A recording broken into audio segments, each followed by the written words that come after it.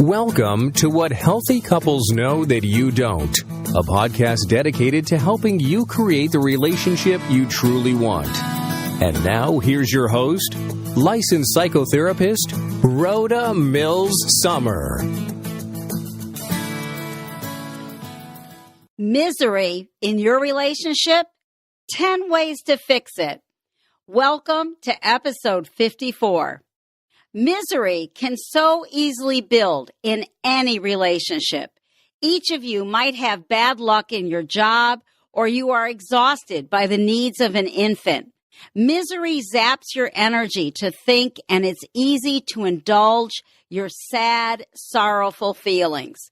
The two of you as a couple can fall to the bottom of your priority list so easily. I was with a couple that inspired this episode. They were both in a bad place at the same time in their own individual lives. It's terribly hard on a relationship when both people are suffering. The misery usually spills over into bickering and fighting with each other because we don't kick the neighbor's dog. We kick each other. People break up and people divorce because they lose respect for each other.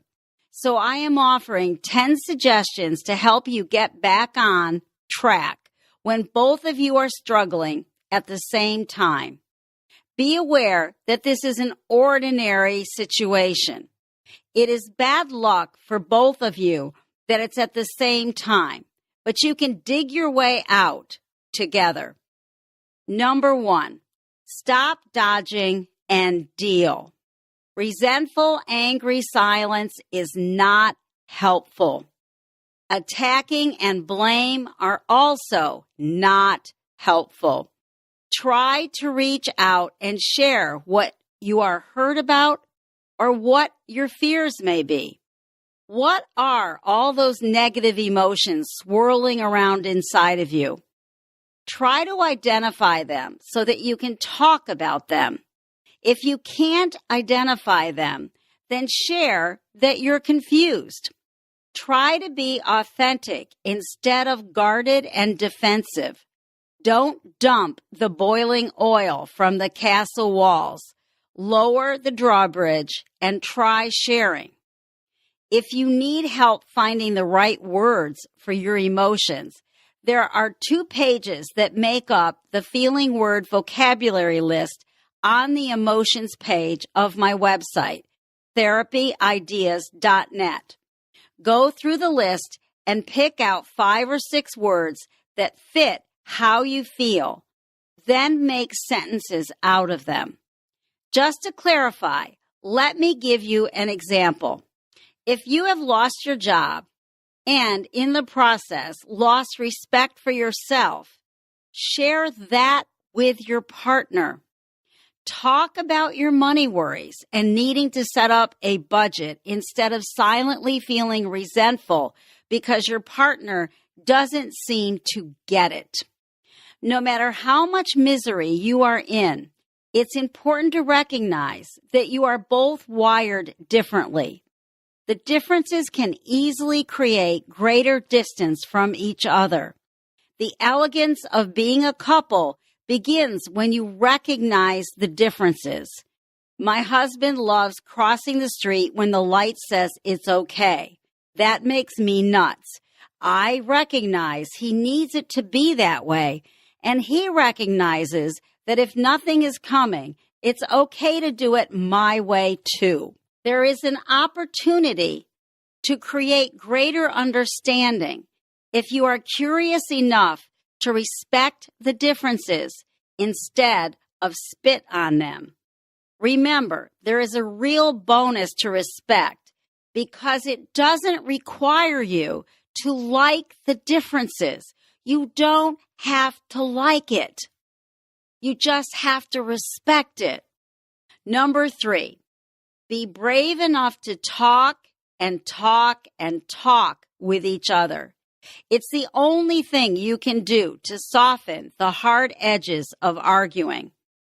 Accept that many irreconcilable differences may not get solved, but The differences may need to learn to sit quietly next to each other. This is very hard to do, and it's exactly what needs to happen. The differences need to sit quietly next to each other. I just read that on the House Appropriation Committee, there is a Democrat and a Republican woman each, and together they may stop the possibility of another government shutdown. They respect each other. They give each other gifts. They talk to each other. It's a wonderful example of differences sitting quietly next to each other.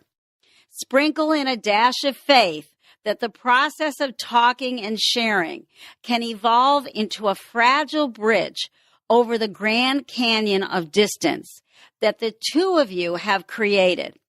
Even knowing this can be true doesn't make it easier. We all avoid talking because being vulnerable is hard work. You have to create an us again in your shared misery. The bridge you can build is a beginning to seeing each other more accurately. It's easy to miss out on accurate perspectives of who the other person really is when filtered through the lens of misery or silent resentments. Misery so easily increases from a layering of unspoken resentments built up over time. And as I have said many times, a stacked up pile of resentments kills off relationships. You might try finishing this sentence as many times as you can. I am resentful blank. Each of the sentences you create can be a topic for a new conversation. You want to unbury the hidden landmines. I don't recommend you do them all at once. Thinking about an us, it's not just you or me, is really, really important work. And the more a couple can shift into an us point of view, the better off you both will be. That's one of the skills a couples therapist brings to the table. We are taking care of the us in your relationship. Number 5. You both have to decide to try instead of giving up.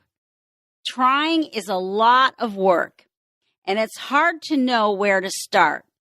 I would suggest the beginning of trying is honesty and not being mean about it. Trying might require a lot of tears, and just remember that tears simply mean something is important. Something matters. If you both would try at the same time, it's better than taking turns because one person will always be too discouraged, which will tug the other person back down into the muck. Number 6, be open and ask each other for feedback on the one thing the other person needs to change to be more hopeful about the relationship. When people are miserable, they tend to find comfort in ways that are not helpful. So imagine one person is drinking too much and one person is addicted to their cell phone. It would benefit both people to follow their partner's advice. Please drink less. Please use your phone less. My husband and I have an agreement. There are no cell phones in restaurants at all, particularly tablecloth restaurants. My husband tried to get away with it the other day because it was a red tablecloth and it wasn't a white tablecloth. Ha, ha, ha. Number 7, then take action on your partner's honest feedback and do something about it because it will benefit you whether you part ways or stay together. This won't be easy to do, but it will be totally worth it because you will be a person of greater character and substance. What do you have to lose to become a better person? That's the purpose of love. Whether you can live together over the decades or not, every relationship has the potential to help you to become a better person. Our culture gets so wrapped up in addictions, whether it's shopping or too much booze. It's a way to hide from hard truth and self-awareness. Nobody enjoys dealing with their dark side. The truth is, the more you do, the more honest and authentic you will be, and the more your life improves. I guarantee it. Number 8. If you do allow the other person to influence you to change and develop more character, then it is evidence that you respect the truth that they have shared. The ultimate test of respect is whether or not your partner can influence you. This could be a really important beginning to start healing because it is a first step towards restoring respect. And that is the bedrock of repairing relationships. Number 9, confide. Try to share the feelings, hidden wants, or secret wishes which were discussed in the previous episode, 53, on fighting, the interview with Dan Weil. I'm going to repeat just one example from that episode to just help you think about how to be a little more elegant. I've been thinking about my former boyfriend, so it must mean that I'm feeling taken for granted. There's better ways to say that, but the idea is that you're being open and honest and acknowledging something that is important to you. There is certainly an elegance to being self-revealing, and it's really powerful if you can be self-aware enough to recognize this deeper kind of truth. It is especially meaningful because it is deeply honest combined with being self-revealing. So there is no attack, no avoiding. It's a rock-solid moment that can change the entire dance that the two of you may be stuck in. Number 10, remember that most relationship problems are all about the conversations we don't have. You have to dig down, stop avoiding or attacking, and try to find ways to talk about hard things. We all have too many conversations with our partners in our head. And then we decide we know the outcome without a conversation in real life. Everybody does this because in our head, it is a whole lot easier than stepping into the messiness of real life and risking the uncertainty of not knowing what might happen. We stay in our own head because we adore the certainty of our assumptions about what will happen. Henry Winkler, the Fonz in Happy Days, has a great quote about this. Assumptions are the termites of relationships. So find your courage to be authentic and be part of building a relationship that can withstand a Viking attack of misery. Yes, I watch the Vikings on the History Channel. My challenge for you today is to finish these 15 sentences for yourself and ask your partner to do the same. You can find them on the podcast page for this episode in the show notes at therapyideas.net. Think of these as kindling to get the slow to start fire of conversation going. Then both of you try to share one or two of them with each other. It's really hard on me when you blank because I feel blank.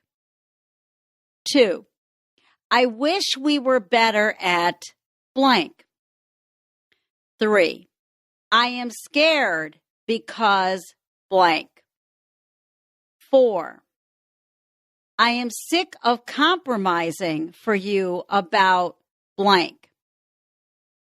5, I am really struggling with blank.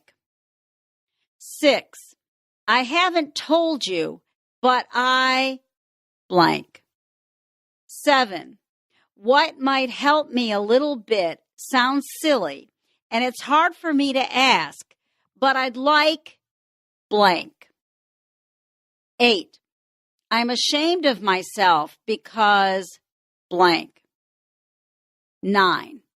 What's missing in our sex life is blank. 10.